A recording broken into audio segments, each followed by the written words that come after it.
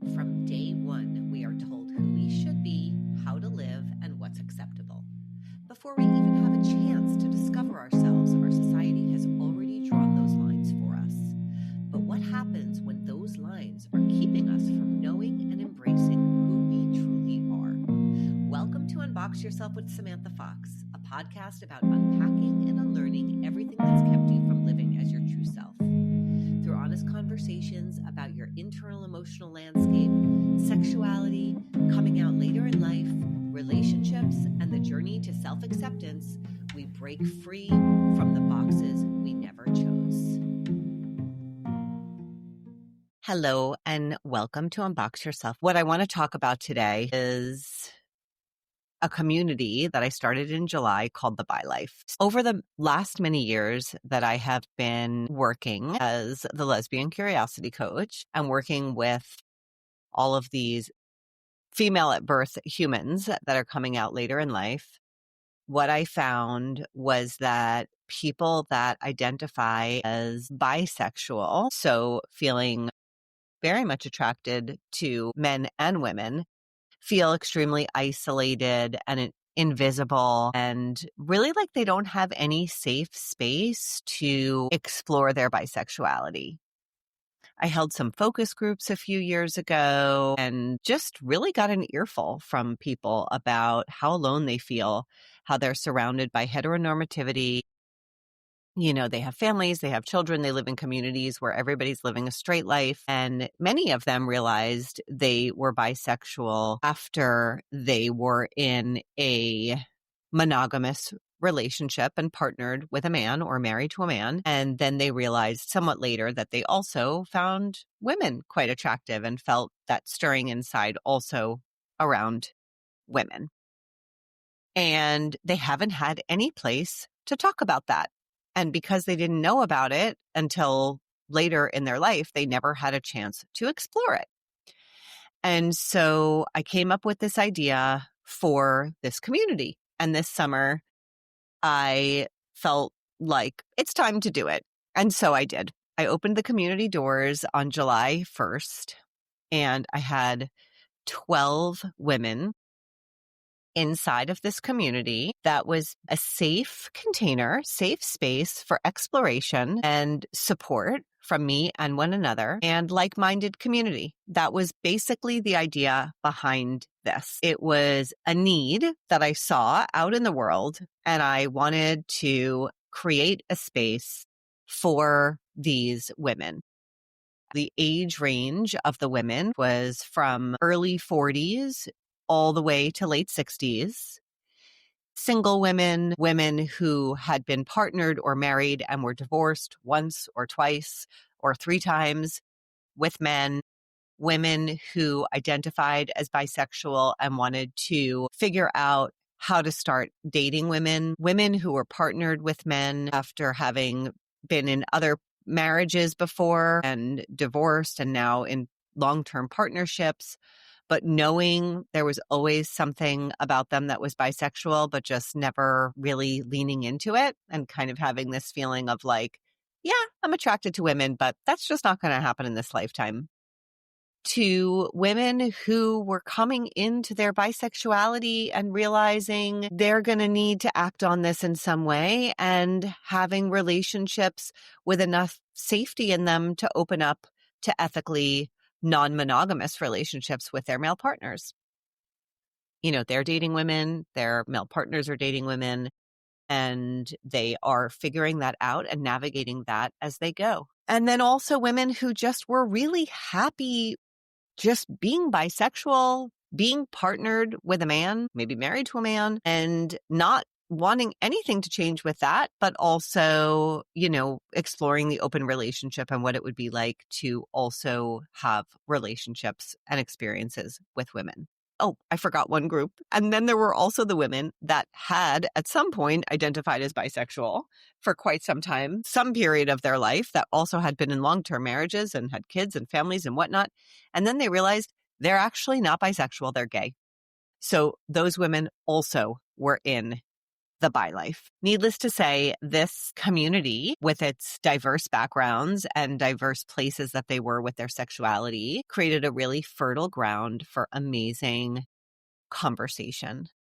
And a lot of that conversation happened in the private feed, the private space for the community through writing. Every week or 2 weeks, I would post some thought prompts on different things like internalized homophobia or compulsory heterosexuality, pleasure, these types of things. Just thought prompts to get people thinking, asking some pretty tough questions, and then getting some deeper digging happening internally for these women. And then they would share what was coming up for them, either in our live calls or in the private space that they had to share with one another. And the emotion, the sadness, the anger at years gone by where they did not have their full selves, the confusion, the guilt and the shame, the fear of hurting other people, the frustration of wanting to be authentically who they are, which is also woman loving woman. And for some, having partners that are just not open to that and not okay with that,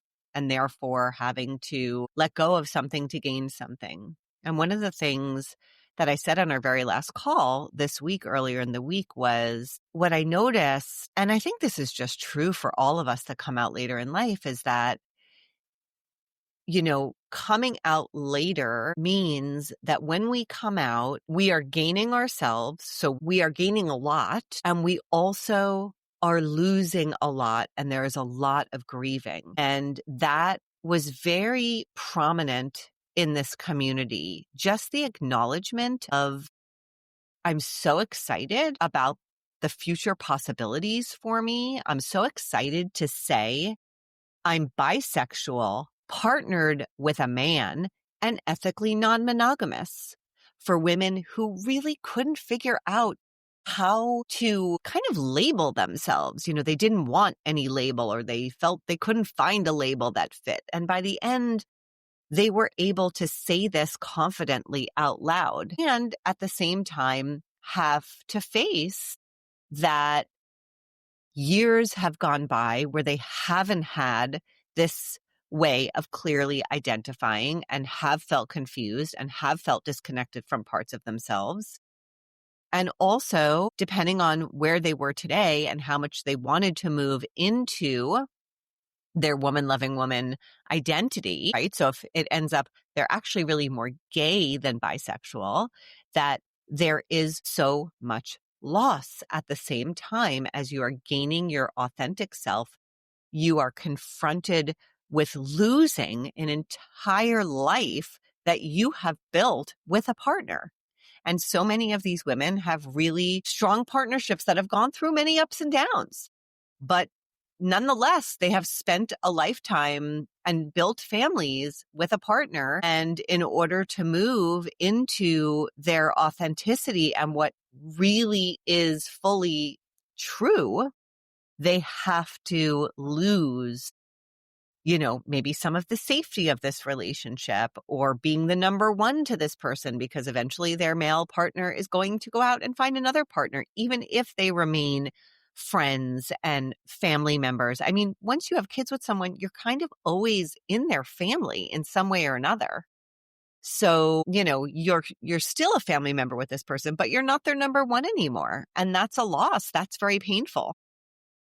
So, one thing I've been thinking about is how, as a society in general, but certainly as women, there aren't many safe spaces where you can step in and know that you're going to be okay, no matter where on the queer spectrum you identify.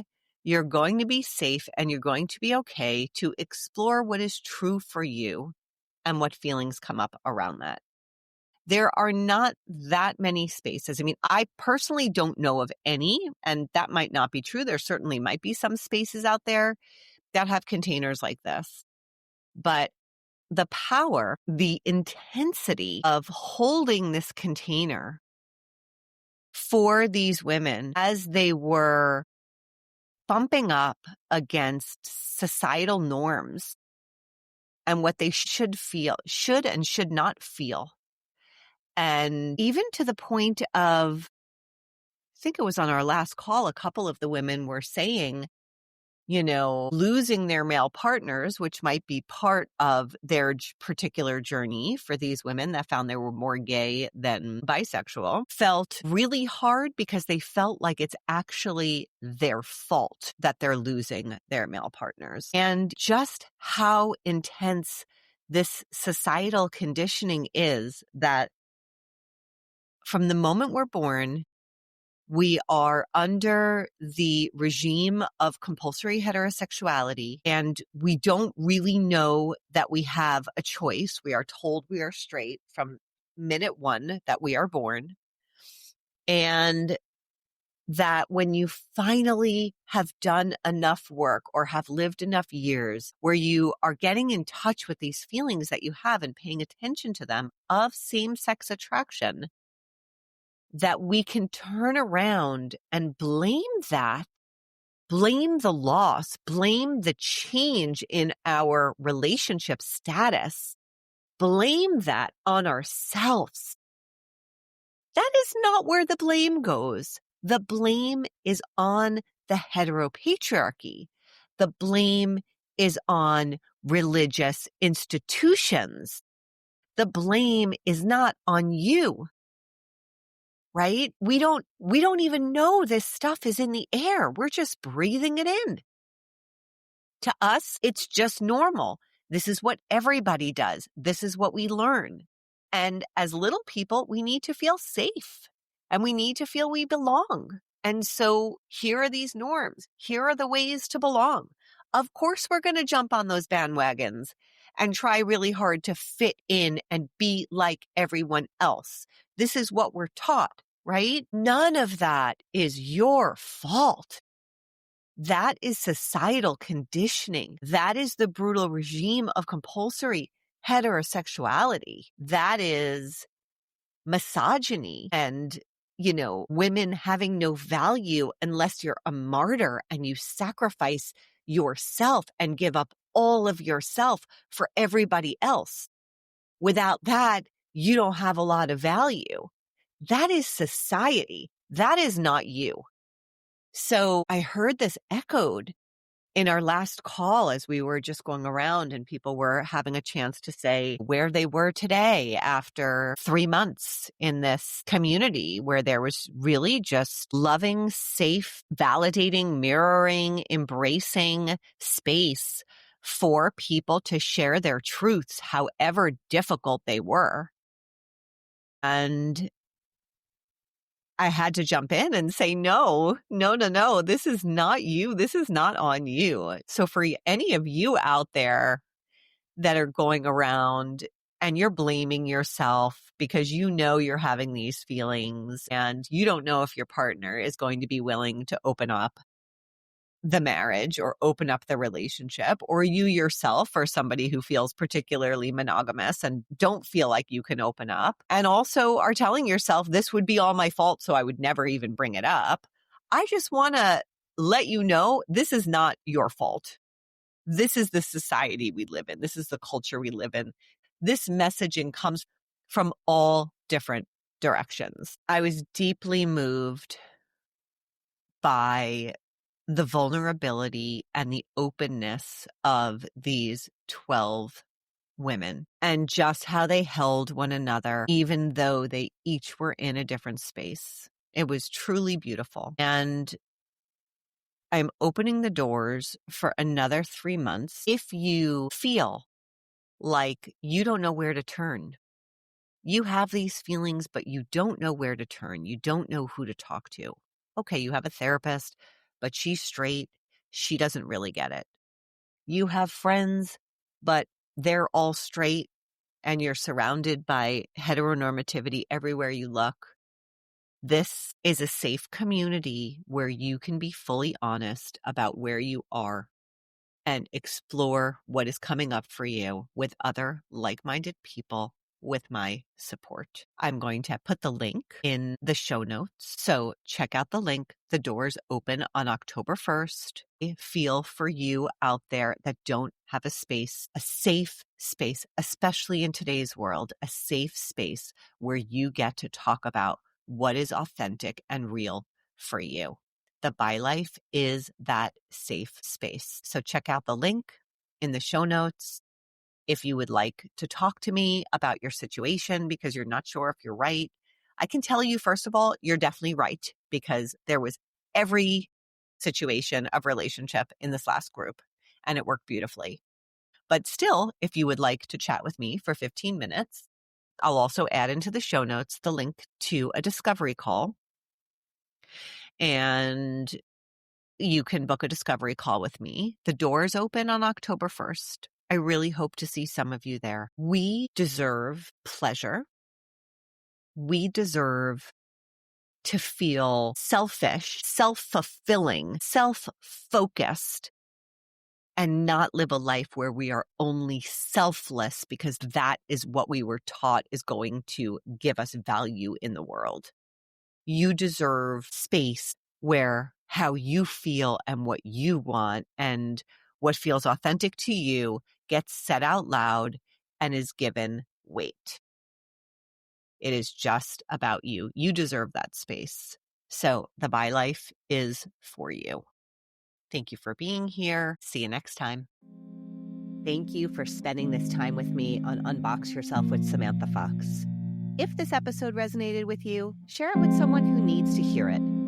Don't forget to like, subscribe, and leave a review. It helps more folks find these conversations. If you're ready to unbox from something that's keeping you stuck, I would love to support you. You can find the application to the show at unboxyoursexuality.com. Let's stay connected.